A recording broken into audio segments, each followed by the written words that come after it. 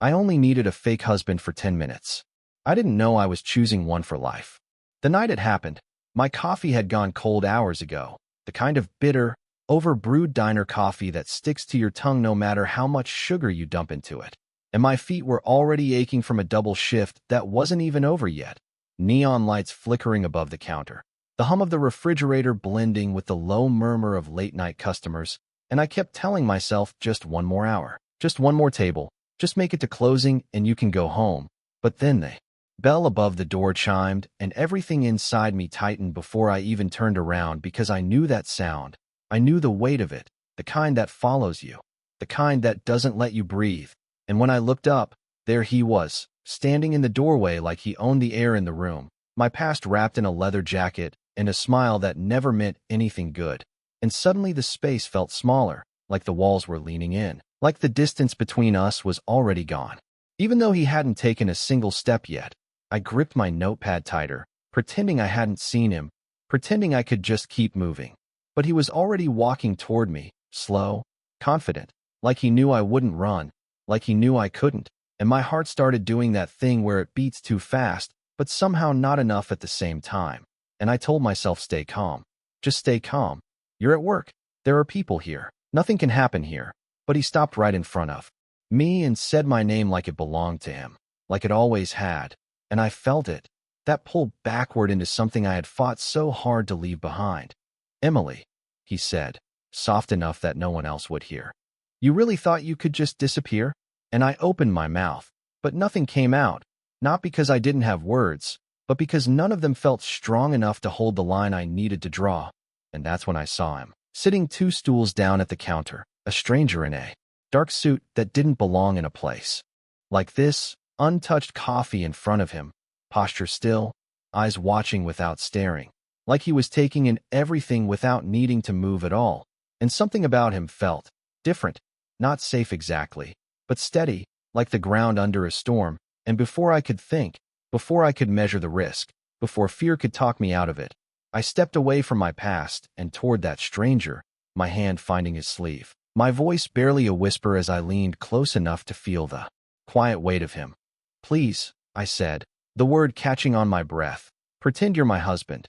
And for a second, nothing happened, the world holding still in that fragile space between choice and consequence. And then he turned his head slightly, just enough for me to see his eyes, dark, unreadable, not surprised, not confused, just deciding. And when he stood up, the air in the diner shifted so subtly that no one else seemed to notice, but I felt it, like something had just stepped into place that had been waiting longer than I could understand. And that's when I realized, too late, that I hadn't just asked for help. I had opened a door I didn't know how to close. His hand moved before I could pull mine away, fingers closing around mine with a firmness that was not rough but impossible to ignore. And in one smooth motion, he stepped closer, close enough that I could feel the warmth of him against the cold anxiety running through my body. And when he spoke, his voice was low and steady, like he had been waiting for this exact moment. Is there a problem, sweetheart? The word should have felt strange coming from a stranger, but the way he said it made it sound practiced, controlled, like he understood the role better than I did. And I nodded before I could stop myself, turning slightly so my ex could see the way this man stood beside me, the way his presence filled the space without effort. And for the first time since the door had opened, I saw hesitation flicker across my ex's face, just for a second, but it was there, and that alone felt like air returning to my lungs. I did not know you had company, my ex said, his tone shifting, trying to recover control, but it was too late. Something had already changed, and the man beside me did not even look at him right away. Instead, his attention stayed on me, like I was the only thing in the room that mattered. You should have told me you were working late, he continued, his thumb brushing lightly against my knuckles in a way that felt deliberate, not affectionate, but convincing, and my heart stuttered at how real it felt, how easily he stepped into a life that was not his. We were just talking, my ex said, but his voice lacked the certainty it had before, and when the stranger finally turned his head, the shift was subtle but unmistakable, his gaze locking onto him with a calm that felt heavier than anger, heavier than anything loud or aggressive. It was quiet control, the kind that did not need to prove itself. Then you are done talking. he said simply, not raising his voice, not moving closer. But the words landed like a line drawn in concrete, and the silence that followed stretched just long enough for everyone nearby to notice without understanding. A waitress paused mid-step. The cook glanced up from behind the counter. Even the old jukebox seemed to hum a little softer, and my ex let out a short laugh that did not reach his eyes. "And who exactly are you supposed to be?" he asked, trying to push back, trying to reclaim ground he was already losing, and I felt the man beside me shift slightly, just enough that I was now half behind him without remembering moving at all, like he had placed me there without asking, without making it obvious. "Her husband," he answered, just as quietly, and something in the way he said it made my stomach drop, because it did not sound like a lie. It sounded like a fact that had always existed, and my ex looked at me then, searching for confirmation, for doubt, for anything he could use, but I held his gaze and nodded, my voice steadier than I felt.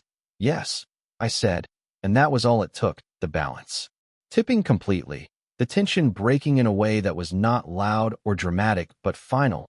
My ex exhaled through his nose, glancing between us one last time before stepping back. "This is not over," he muttered, but even that sounded weaker now, like he did not fully believe it himself. And then he turned and walked out, the bell above the door chiming again, softer this time, fading into the night.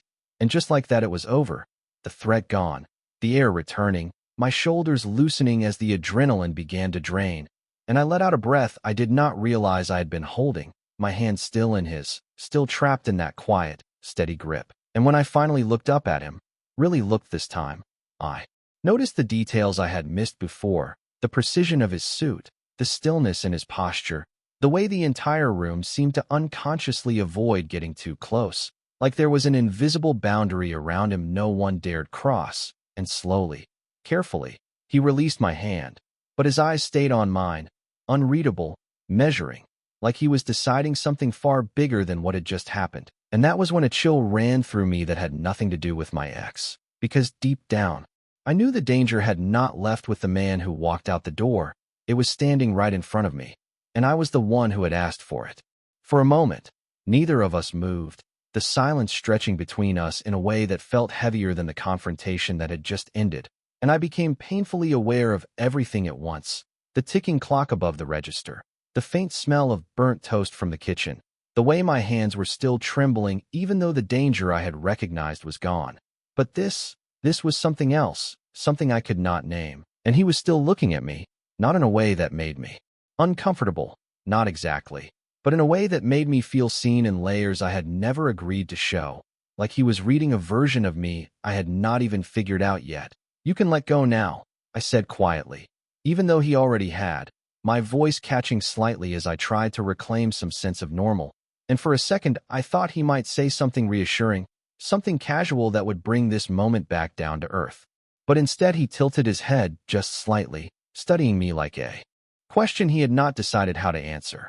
"You asked me to be your husband," he said, calm, measured, as if we were discussing something simple, something ordinary, and I let out a nervous breath that almost turned into a laugh.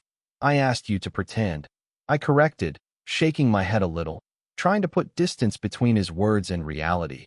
But something in his expression did not shift, did not soften, and that was when the unease started to settle deeper, because he did not look like someone who confused the two. "There is always a reason people choose the roles they do," he replied, his voice low enough that only I could hear, and I opened my mouth to argue, to tell him he was overthinking it, that I had just needed help, that it meant nothing. But the words felt thin even before they formed, and before I could find something stronger, my manager appeared beside us, breath slightly uneven like he had hurried over. "Sir, is everything all right here?" he asked, but he was not looking at me. Not really. His attention fixed entirely on the man in front of me, his posture straighter than I had ever seen it, like he was standing in front of someone who mattered more than he wanted to admit. And I felt that shift again, subtle but undeniable. The way the space around this man seemed to command a different kind of respect, not loud, not obvious, but instinctive, and the man beside me gave a small nod, barely more than a movement. "Everything is fine," he said, and my manager nodded immediately, too quickly. "Of course, sir, if you need anything at all," he added before stepping back, not even waiting for a response, and I stared after him for a second, confused, because this was not how he acted with customers, not even the regulars who tipped well. And when I looked back at the man in front of me, something tightened in my chest. "Who are you?" I asked before I could stop myself, the question slipping out softer than I intended, and for the first time, something almost like amusement touched his expression. "Faint, but there, someone you chose," he said, and that answer did not help, did not ground anything. If anything, it made the moment feel even more unsteady, because it implied this had not been random, that somehow my desperate decision had landed on exactly the wrong person, or the right one, depending on how you looked at it. And I shook my head, trying to reset, trying to pull myself back into something familiar. "Look, thank you. Really, you helped me. But you do not have to stay. You can go back to your table. I can handle the rest," I said, forcing a small smile. The kind I used with difficult customers, polite, distant, controlled, but he did not move, did not step away. Instead, he reached into his jacket slowly, deliberately, pulling out a card and placing it on the counter between us, his fingers lingering on it for just a second longer than necessary. "If he comes back," he said, his voice quieter now, but somehow heavier, "you will call me." And I glanced down at the card, expecting something ordinary, a name, a number, something simple. But even before I read it, I felt it, that same instinctive shift in the air, like the world had tilted just slightly under my feet again. And when I finally looked up, he was already stepping back, not waiting for my response, not asking if I agreed, just deciding. And that was when it hit me, clear and undeniable. I had asked for protection, but I had not understood the cost, and something told me I was about to find out. I did not touch the card right away, even after he walked back to his table like nothing had happened, like the entire moment between us had been just another transaction. But it was not. I could feel that much in the way my pulse refused to settle, in the way my eyes kept drifting back to him without permission, and he did not look at me again, not once, just sat there with that same stillness, that same quiet control, like he had already moved on while I was still trying to understand what had just begun. And it took me a full minute before I finally reached for the card, my fingers brushing against it cautiously, as if it might burn, and when I flipped it over, the name hit me before the weight of it fully registered, Alexander Kane, printed in clean, sharp lettering that felt more permanent than ink should feel. And below it a number, nothing else, no title, no company, no explanation, just a name that sounded like it belonged to a world far removed from late-night diners and minimum-wage shifts. And something about it made my stomach tighten, because I had heard that name before, not directly, not in conversation, but in the way people lowered their voices when certain topics came up, in the way the news sometimes danced around certain stories without saying too much. And I looked up again, this time, really looking, trying to match the man across the room with the echo of something I could not quite place.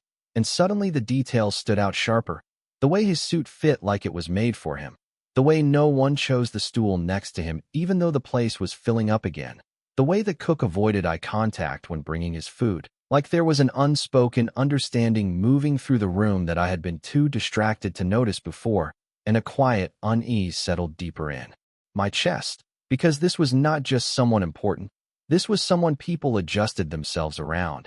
And that kind of power did not come from money alone. "Emily," my manager's voice cut in, low and urgent, pulling me back, and I turned to him, the card still in my hand. "Do you know who that is?" he asked, his eyes flicking toward the man and then back to me, and I shook my head slowly, even though something inside me was already answering the question. "You should be careful," he said, not elaborating, not explaining, just that one sentence that somehow made everything feel heavier. And I let out a small breath, trying to steady myself. "He just helped me," I replied, but even as I said it, the words felt incomplete, like they were missing the part that mattered, and my manager gave me a look I had never seen from him before, something between concern and hesitation, like he wanted to say more but decided against it. "Just do not get involved," he added before stepping away, leaving me standing there with more questions than answers, and I glanced back at Alexander again. But this time he was already standing, placing a few bills on the counter without checking the total, his movements precise, unhurried, like time worked differently around him. And as he turned to leave, his eyes found mine for just a second, No smile. No nod. Just that same unreadable expression, like he was confirming something only he understood.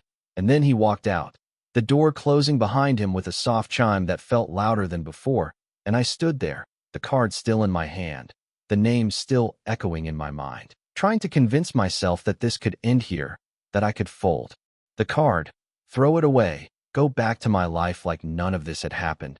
But my fingers tightened around it instead, holding on without meaning to, because deep down, I already knew something had shifted the moment I spoke those words, and whatever Alexander Kane was, he was not the kind of man you simply walked away from.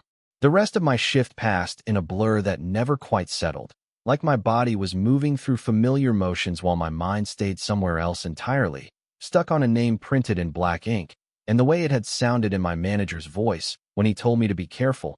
And every time the door chimed, I felt my shoulders tense before I could stop it, expecting to see my past walk back in or something worse. Something I did not understand yet, and by the time the clock finally hit closing, the relief I had been waiting for all night felt thin, incomplete, like it could not reach all the way through the unease sitting in my chest.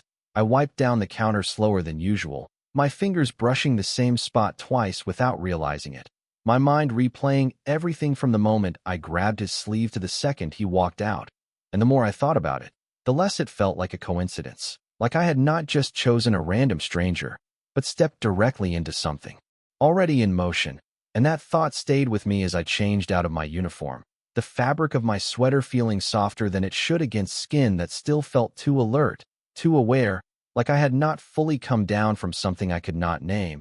And when I stepped outside, the night air hit me cool and quiet, the kind of silence that usually helped me breathe again. But tonight it felt different, like the world was holding itself just slightly still, watching, and I told myself it was nothing, just nerves, just a long day, just the aftermath of something stressful, but my grip tightened around my bag anyway, my steps a little quicker as I headed toward the parking lot across the street, the dim overhead lights casting long shadows that stretched further than they should. And I reached into my pocket without thinking, fingers brushing against the edge of the card, and I paused, just for a second, standing under one of those flickering lights, pulling it out again like it might have changed in the past few hours, like the name might mean less now than it did before, but it did not. If anything, it felt heavier, more real, and I let out a slow breath, shaking my head slightly. You are overthinking this, I whispered to myself, the words sounding small in the quiet. Because people help people all the time. Because not every stranger was a story waiting to unfold. Because I could go home, lock my door, and wake up tomorrow like nothing had happened. And I almost believed it. Almost. Until I reached my car and saw the black sedan parked 2 spaces over. Engine off. Windows dark. A shape I was sure had not been there when I arrived earlier. And my steps slowed without meaning to. That same instinct from before rising again. The one that told me to pay attention, to not dismiss what felt off, and I stood there for a moment, keys in my hand, weighing the distance between me and my car, between me and that other vehicle, telling myself it was just another late-night driver, someone finishing a shift, someone waiting, someone normal, but something in the stillness of it felt deliberate, and I could not explain why. And that was when I realized I was holding the card tighter than before, my fingers pressing into it like it was something solid I could rely on. And the thought came quietly but clearly, not loud or dramatic, just present, that maybe calling him was not about needing help anymore. Maybe it was about understanding what I had stepped into, and I looked down at the number again, the decision. Hovering somewhere between fear and something else I could not quite name, because deep down, I was starting to understand that this was not just about escaping one problem. It was about the kind of protection that came with its own rules. And I had no idea yet what those rules would ask of me. I did not move right away, my body caught somewhere between instinct and hesitation, the kind that makes every second stretch longer than it should, and the parking lot felt too quiet, the hum of the street fading into the background as my focus locked onto that black sedan, still, silent, waiting, and I told myself again it was nothing, just a car, just a coincidence, but my feet did not believe it. They stayed rooted to the ground, as if stepping forward meant stepping into something I could not take back, and my fingers tightened around my keys, the cold metal pressing into my palm grounding me just enough to breathe, just enough to think. and I forced myself to move. One step, then another, slow at first, measured, my eyes flicking between my car and the dark-shaped 2 spaces over, expecting movement, expecting a door to open, expecting anything that would confirm what I already felt, but nothing happened. The sedan remained still, its windows reflecting nothing but the dim overhead lights, and I reached my car, my hand shaking just slightly as I unlocked it, the click louder than it should have been in the quiet. And I opened the door quickly, sliding inside and locking it behind me in one smooth motion, my breath coming out faster now, the confined space of the car both comforting and suffocating at the same time. And for a second, I just sat there, hands on the wheel, staring straight ahead, waiting for something to happen, for someone to approach, for the silence to break. But it did not, and slowly, carefully, I turned my head, glancing toward the sedan again, and that was when I saw it, the faint shift of movement behind the glass, just enough to confirm there was someone inside, watching, not stepping out, not approaching, just there, and a chill ran through me that settled deeper than fear, because this was not random, this was intentional, and without thinking, my hand moved to my pocket, pulling out the card again, my thumb brushing over the printed name like it might give me clarity, like it might tell me what to do next, and I stared at the number for a long second, my mind racing through every reason not to call, every argument for handling this on my own, for driving away, for pretending none of this was connected. But the truth sat heavier than those thoughts, because I knew, deep down, that this was already beyond something I could ignore, and before I could overthink it, before fear could change my mind, I grabbed my phone and dialed the number, my heart pounding louder with each ring. 1, 2, 3, the sound stretching time again. And then the line clicked, and his voice came through, calm, steady, like he had been expecting this exact moment. "Emily," he said, not a question, not surprised, just stating it like fact. And my breath caught because I had not told him my number, had not told him I would call, and yet he answered like he already knew, and for a second I could not speak, could not find the words to explain what I was seeing, what I was feeling, but he did not rush me, did not fill the silence, just waited, and that somehow made it easier. "There is a car," I said finally, my voice low, controlled. "It has been here since I got off my shift. I think someone is inside." And there was a pause on the other end, not long, just enough to shift something in the air, and when he spoke again, his tone had changed, not louder, not sharper, but more focused, like every part of him had just aligned around a single point. "Stay in your car," he said, simple, direct, "do not get out." And I swallowed, glancing at the sedan again, the weight of his words settling into something solid, something I could hold on to. "Are you going to call the police?" I asked, because that was the normal answer, the expected one, the safe one, and for a brief second there was silence again, and then he replied, just as calmly, "No." And something in the certainty of that single word made my grip on the phone tighten, because I realized then that whatever was about to happen next was not going to follow the rules I was used to, and somehow, that scared me more than the car waiting in the dark. The line did not disconnect, he did not say goodbye, he just stayed there on the other end, present in a way that made the silence feel less empty and more controlled, like even the quiet was part of something he understood better than I did. And I kept the phone pressed to my ear, my eyes locked on the sedan, waiting for movement, for something to shift, but everything remained exactly the same, still, quiet, almost too quiet. And I realized then that I was holding my breath again, my lungs tight, my chest rising only in shallow pulls, and I forced myself to exhale slowly, gripping the steering wheel with my free hand, grounding myself in the solid feel of it. "Emily," his voice came again, lower this time, steadier, like he could hear the tension through the line. "Look at me." And for a second, I almost laughed at how impossible that was, but then I understood what he meant, not literally, but the way his tone anchored me, pulled me out of the spiral of what if and into something more focused, more present, and I swallowed, my voice barely above a whisper. "I am here," I said, even though that was not what he had asked, and there was a brief pause before he continued. "Good," he replied, simple, certain. "Now listen carefully, you are not in danger right now."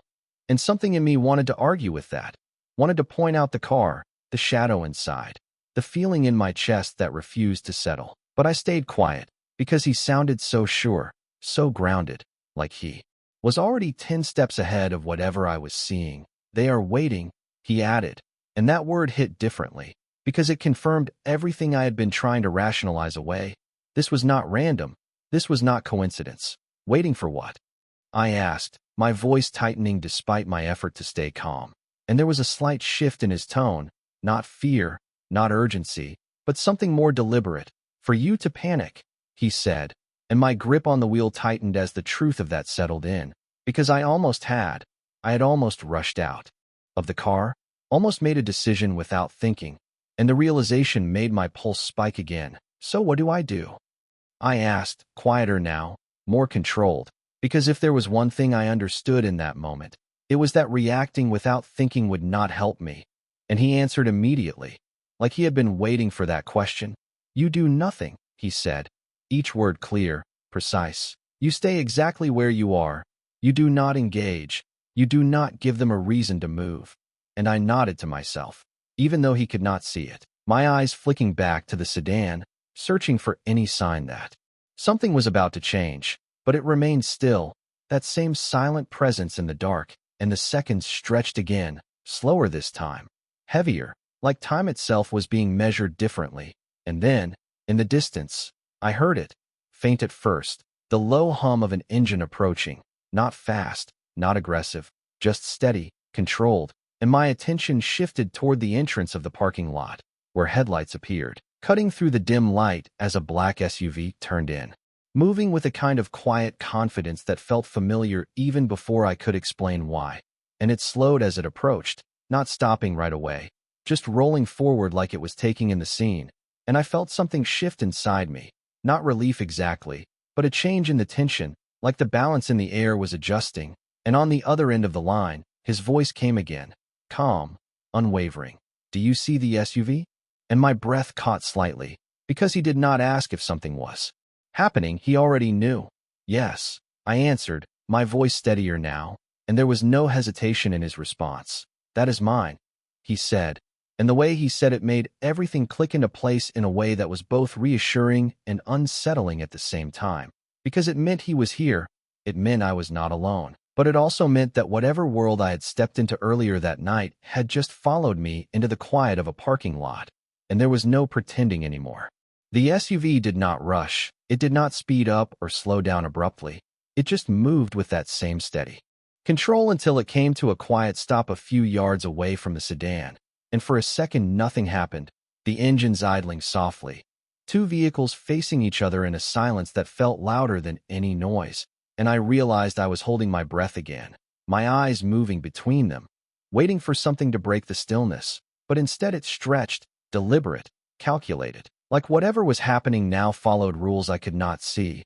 And then the driver's door of the SUV opened, slow, controlled, and a man stepped out, tall, dressed in dark clothing that blended into the night. His movements precise, not hurried, not hesitant, just certain, and he did not look at me, not even once, his attention fixed entirely on the sedan, like I was not the focus anymore, like I had already been accounted for.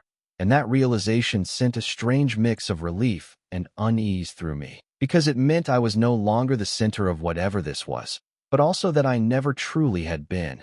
And on the other end of the line, Alexander's voice remained calm, unchanged. Stay where you are, he repeated, and I nodded again, even though he could not see it, my fingers tightening around the phone as I watched. And then the rear door of the SUV opened as well, another figure stepping out, then another, all moving with the same quiet coordination, not chaotic, not aggressive, just organized in a way that felt practiced, like this was something they had done before, many times, and the space between the vehicles seemed to shrink without anyone actually crossing it, tension building in a way that made my chest feel tight.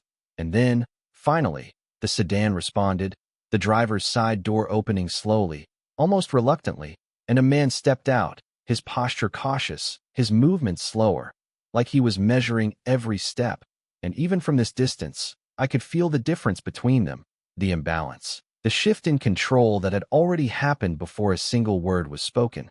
And I realized then that this was not about confrontation, not really. It was about presence, about who owned the moment without needing to claim it out loud, and the man from the sedan paused beside his door, glancing toward the others, then toward my car for just a second too long, and my breath caught because I knew he had been watching me, not just tonight, not just here, but long enough to feel confident enough to wait. And that thought sent a chill through me that had nothing to do with the night air. And then one of the men from the SUV stepped forward, just one step, nothing dramatic, nothing threatening, but it was enough. Because the man by the sedan shifted back slightly, the smallest movement, but it said everything, and the tension in the air broke not with noise, not with action, but with that single adjustment, like a silent agreement had just been reached, and within seconds, it was over.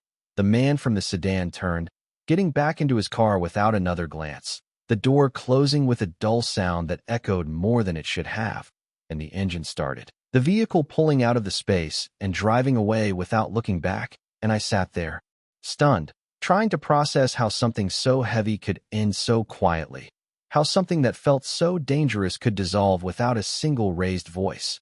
And the men from the SUV did not celebrate, did not react. They simply returned to their positions.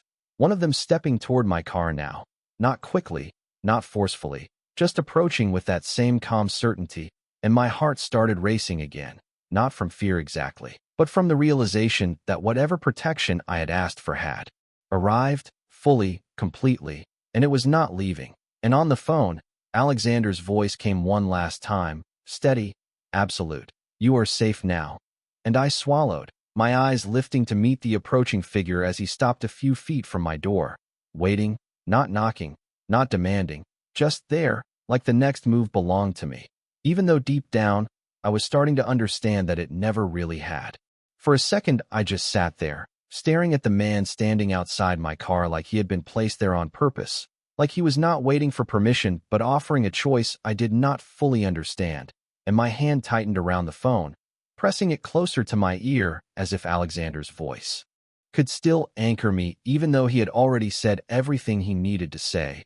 And the silence on the line felt different now, not empty, not distant, but complete, like whatever he had set in motion had reached exactly where it was supposed to go.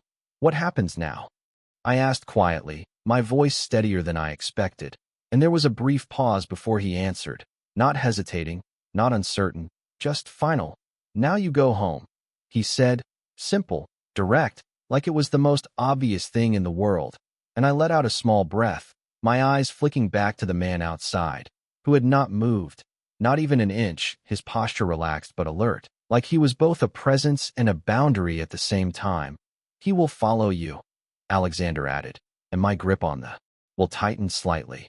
"Not inside, not past your door, but until you are safe." And something in the way he said safe made it feel like a place, not just a condition, like it was something defined by him, something measured differently than I was used to, and I nodded again, even though he could not see it. "Okay," I said softly, and there was a faint shift in his tone, not softer, not warmer, but something that felt almost like approval. "Good," he replied, and then, just before the line went quiet, he added, "Emily." And the way he said my name made me pause, made something in my chest tighten in a way I could not explain. "You made the right call," he said, and then the connection ended, leaving me alone in the quiet of my car with the weight of everything that had just happened settling in all at once. And for a moment I did not move, did not start the engine, did not reach for the door, just sat there, letting it catch up to me, the shift from fear to something else. Something steadier but heavier, like the world had tilted slightly, and I was still adjusting to the angle. And then I took a breath, a real one this time, and reached for the ignition, the engine coming to life with a low hum that felt grounding in a way nothing else had. And I glanced at the man outside one more time before unlocking the door just enough to signal I was moving, and he gave a small nod, barely noticeable, before stepping back, giving me space to pull out. And as I drove, I saw it in the rearview mirror, the black SUV falling into place behind me, not too close, not too far, just there, steady, consistent, like a shadow that did not need to hide, and the streets felt different on the drive home. The familiar turns carrying a new weight, every streetlight casting longer reflections, every passing car registering sharper than before, but I was not alone in it. Not really. And that realization settled somewhere deep, quiet, but undeniable. And when I finally pulled into my apartment lot, the SUV slowed as well, stopping at the entrance, not following me all the way in, just like he said, just enough to make sure I made it the rest of the way myself. And I parked, my hands resting on the wheel for a second longer than necessary, looking at my building like it had changed overnight, like the threshold meant something different now.